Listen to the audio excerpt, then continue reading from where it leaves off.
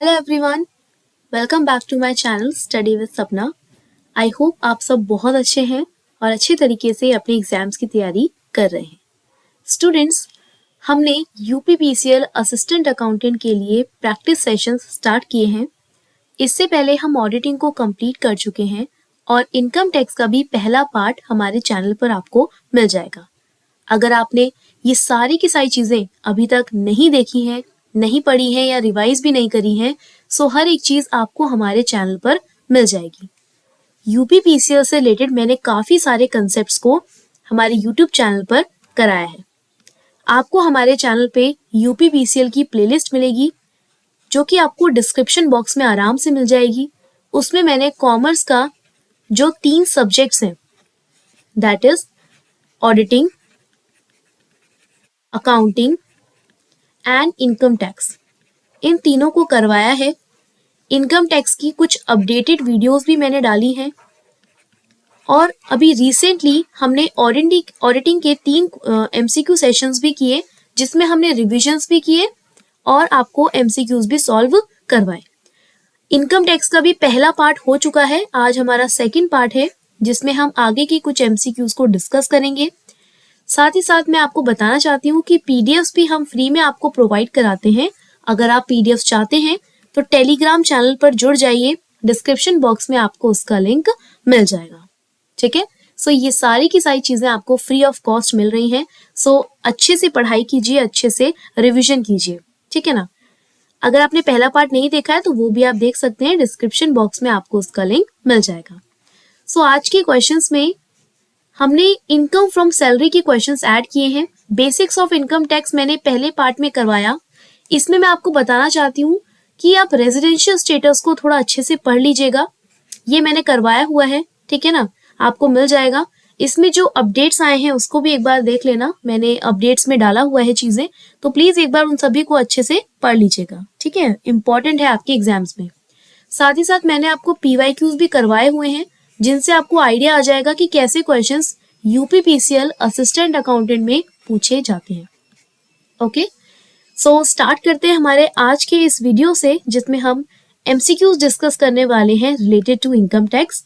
Question number 1 हमारी screen पे है, transport allowance granted to an employee to meet his expenditure for computing between place of residence and place of his duty. आपने allowances and perquisites के concepts अच्छे से पढ़े होंगे। YouTube पर भी आपको इसकी वीडियो मिल जाएगी, मैंने करवाया हुआ है, ठीक है। सो ट्रांसपोर्ट अलाउंस जो है ग्रांटेड टू एन एम्प्लॉय को मिल रहा है to meet his expenditure for commuting between place of residence and place of duty. अपने घर से, मतलब जहां वो रिसाइड करता है, वहां से अपनी ड्यूटी तक पहुंचने के लिए जो उसे ट्रांसपोर्ट अलाउंस मिलता है, जो खर्चा मिलता है, ठीक है, वो यहाँ पर आपसे पूछा गया है कि बताइए वो कैसा है। क्या वो फुल्ली टैक्सेबल है, क्या वो फुल्ली एग्जेम्प्ट है, या वो पार्टली टैक्सेबल है, पार्टली एग्जेम्प्ट है, या फिर नन ऑफ दी अबव, ठीक है। सो यहाँ पर आप देख सकते हैं 4 ऑप्शंस आपके सामने हैं, आपको करेक्ट आंसर हमें बताना है। तो देखिए, इसका जो करेक्ट आंसर है दैट इज फुल्ली टैक्सेबल, ठीक है। ट्रांसपोर्ट अलाउंस जो दिया जाता है अपने एम्प्लॉय को वो फुल्ली टैक्सेबल होता है, ठीक है ना, उस पर टैक्स चार्ज होता है, ठीक है। सो यहाँ पे जो ट्रांसपोर्ट अलाउंस है उसके बारे में आप पढ़ लीजिएगा। यहाँ पे जो ब्लाइंड पर्सन है उसको 3200 पर मंथ का एग्जेम्पशन भी दिया जाता है ना। सो ये सारी चीजें मैंने आपको करवाई हुई हैं, प्लीज उन सारे कंसेप्ट को आप अच्छे से देखिए। नेक्स्ट क्वेश्चन है question number 2, Alia Bhatt an actress is employed in Chopra Films where she is paid monthly remuneration। Alia Bhatt है, इनको 2 लाख मंथली रेम्यूनरेशन दिया जाता है, ठीक है। ये एम्प्लॉयड है कहाँ पे, चोपड़ा फिल्म्स में। वो उन सभी फिल्मों में एक्ट करती हैं जो कि वेरियस प्रोड्यूसर्स प्रोड्यूस करते हैं। बदले में उन्हें अपनी एक्टिंग का रेम्यूनरेशन मिलता है जो कि डायरेक्टली चोपड़ा फिल्म्स पे करती हैं, ठीक है। अलग अलग प्रोड्यूसर जो फिल्म प्रोड्यूस कर रहे हैं वो चोपड़ा फिल्म्स को जो भी अमाउंट है वो पे करती हैं। उसके बाद चोपड़ा जी क्या करते हैं, आलिया भट्ट को क्या कर रहे हैं, पेमेंट कर रहे हैं, ठीक है। तो आपसे पूछा गया है कि जो 2 लाख रुपए आलिया भट्ट जी को मिल रहे हैं इसे आप कौन से हेड में टैक्सेबल करेंगे। So it is clearly understandable कि ये सैलरी हेड में टैक्सेबल होगा, इनकम फ्रॉम सैलरी, क्योंकि यहाँ पे एम्प्लॉयड है पहली बात। दूसरा, सारा पैसा चोपड़ा फिल्म्स को आता है और उसके बाद चोपड़ा फिल्म्स के बाद वो आलिया भट्ट जी मतलब आलिया भट्ट को क्या करते हैं, पेमेंट करते हैं, तो ये उनके सैलरी हेड में आएगा। ओके, सो ऑप्शन ए आपका यहाँ पे करेक्ट आंसर बनेगा। ठीक है, नेक्स्ट क्वेश्चन है question number 3। Interest free loan. Interest free loan will not be regarded as a perquisite given by employer to employee if loan gives is up to. देखो, employer employee को interest free loan देता है, ठीक है, तो कब उसे regard नहीं किया जाएगा, मतलब कब उसे नहीं दिया जाएगा अगर उसकी लिमिट कितनी है। सो यहाँ पर जो करेक्ट लिमिट है दैट इज ₹20,000। ठीक है, अगर 20,000 तक अगर आपको इंटरेस्ट फ्री लोन मिल रहा है तो उसे परक्यूजिट नहीं माना जाएगा। Interest free loan will not be regarded as perquisite given by employer to employee if loan is given up to 20,000 तक लोन दिया जा रहा है तो फिर उसे परक्यूजिट नहीं माना जाएगा। ठीक है, साथ ही यहाँ पे कुछ मेडिकल रीजंस भी हो सकते हैं जिसकी वजह से आप लोन ले रहे हैं, सो वो भी एक कंसेप्ट है, उसको भी अच्छे से रिवाइज कीजिएगा। ठीक है, सारी चीजें आपको मिल जाएंगी, एक बार जरूर टेलीग्राम चैनल चेक कीजिए, पीडीएफ मिलेंगे आपको वहां पर, है ना। हमारे यूट्यूब चैनल पे आपको डिस्क्रिप्शन बॉक्स में लिंक मिल जाएंगे, उससे आपको काफी सारे कंसेप्ट क्लियर होंगे। Next question we have question number 4। The amount of contribution to an approved superannuation fund by the employer with respect to SSC is exempt to the extent of। जो contribution होता है, ठीक है, employer का आपके super एनुएशन fund में, वो कितने तक एग्जेम्प्ट होता है, कितने तक उस पर टैक्स नहीं लगता। तो प्लीज ये ध्यान रखिएगा, 1,50,000 तक उस पर टैक्स नहीं लगता है, उसके ऊपर उस पर टैक्स चार्ज होगा। ठीक है, इसमें आपके पीएफ वाले पॉइंट भी हैं, प्लीज उन्हें ध्यान रखिएगा। आपने देखा होगा जो भी 9%, 9.5% वाला पॉइंट है एक, है ना। ये सारे जो पॉइंट्स मैंने आपको करवाए हैं, एक बार इसको प्लीज देख लीजिएगा, यहाँ से क्वेश्चंस पूछे जाते हैं। ठीक है, नेक्स्ट है on retirement receipt of accumulated balance of recognised provident fund will be exempt only if employee has rendered continuous service for dash years. Retirement के समय में जो भी एक्यूमुलेटेड, जो बचा हुआ टोटल बैलेंस होगा आरपीएफ का, वो एग्जेम्प्ट होगा सिर्फ तभी जब एम्प्लॉय ने पर्टिकुलर ईयर्स तक अपनी सर्विसेज दी हैं। कितने नंबर ऑफ ईयर्स हैं, देखिए काफी नए क्वेश्चंस में लाई हूँ, कोई घिसा पिटा क्वेश्चन, पुराने क्वेश्चन नहीं है, न्यू कंसेप्ट्स हैं। ठीक है ना, पूछे जा सकते हैं एग्जाम्स में, इसलिए मैंने ऐड किए हैं। ओके, सो देखिए 5 ईयर्स तक यहाँ पर जब आप रिटायर होते हैं तो एक्यूमुलेटेड बैलेंस जो होता है आपके आरपीएफ में वो एग्जेम्प्ट होता है अप टू 5 ईयर्स। ठीक है, next is when state whether true or false when gratuity is received from 2 or more employers in the same year, then the aggregate amount of gratuity exempt from tax cannot exceed 20,000 in case covered by POGA, Payment of Gratuity Act 1972। बिल्कुल correct statement है।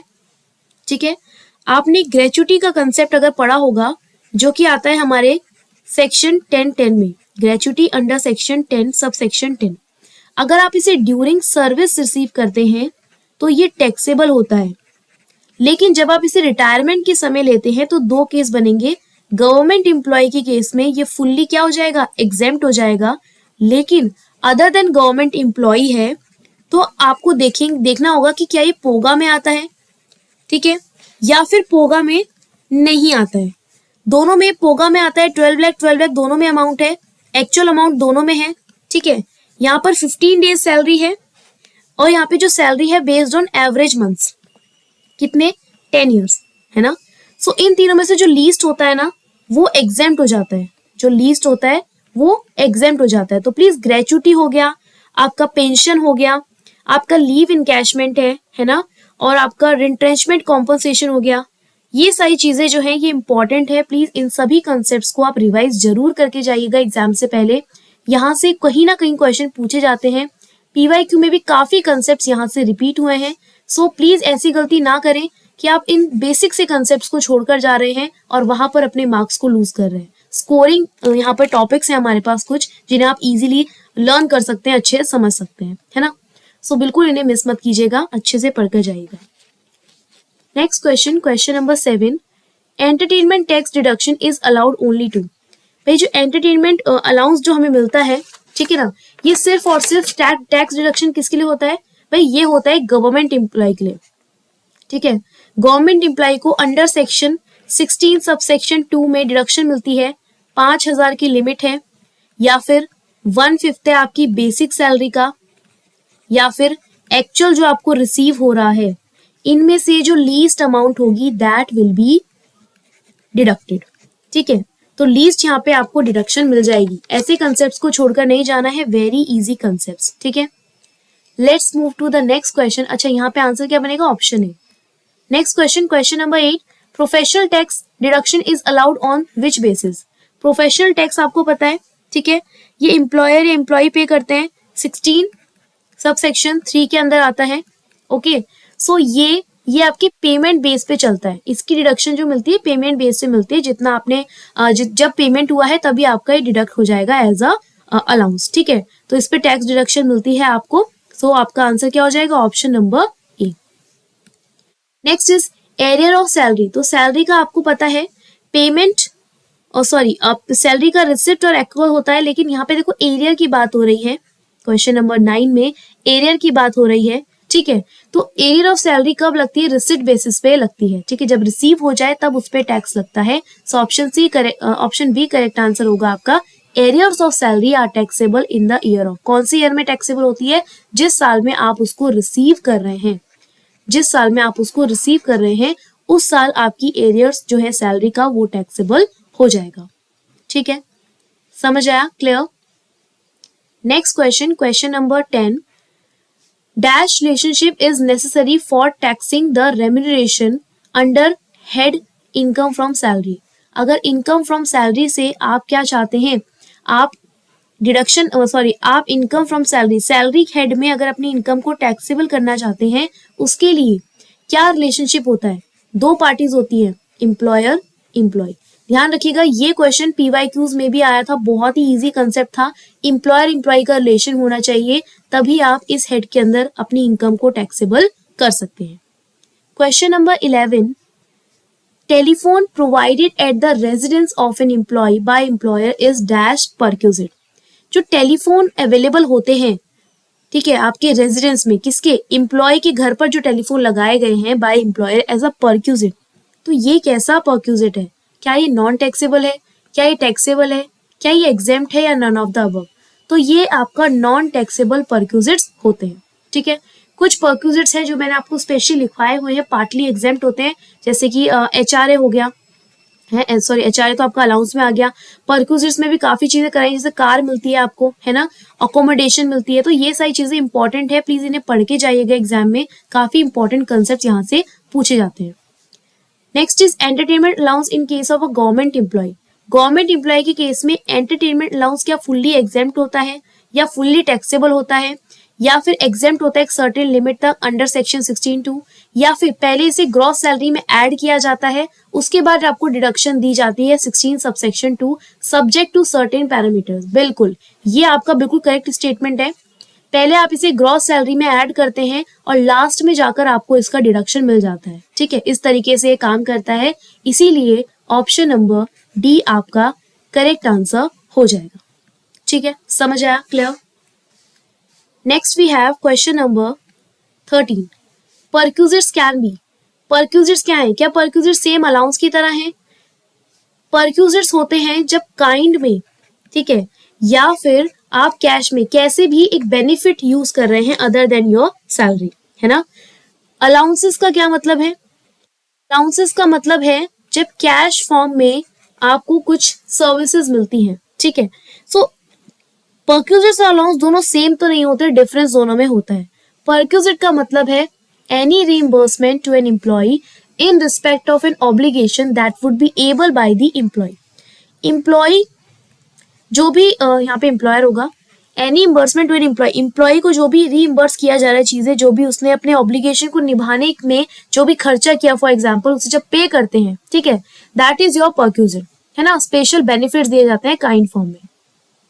Question number 14 कहता है, मंथन जो कि एक chartered accountant है employ मयूनी limited में, मयूनी लिमिटेड में मंथन जी जो हैं वो CA हैं, ठीक है, यहाँ पे एम्प्लॉयड है, एक इंटरनल ऑडिटर की तरह ये काम कर रहे हैं, and request the employer to call the remuneration as internal audit fee.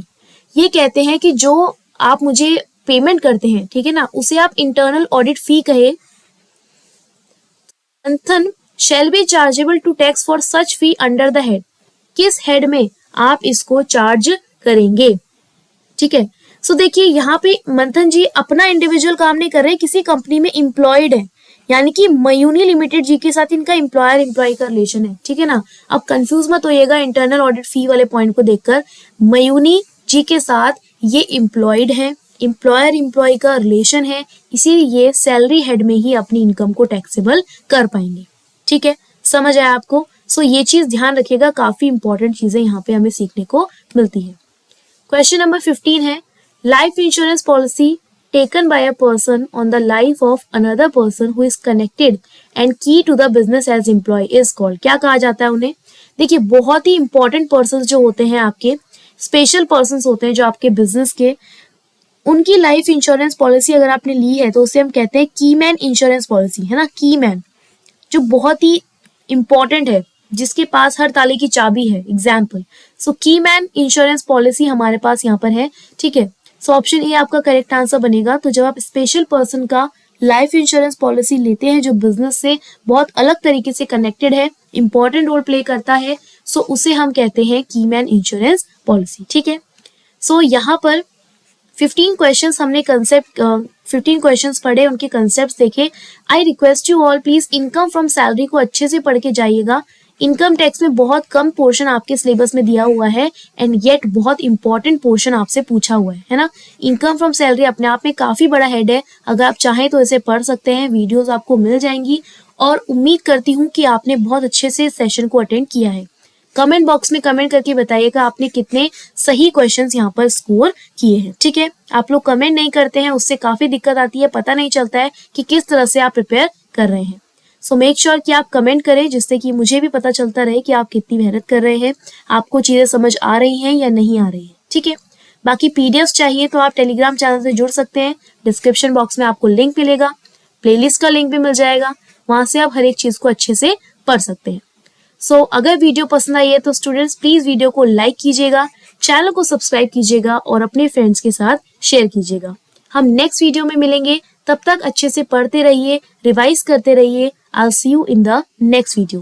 Bye bye students, take care of yourselves.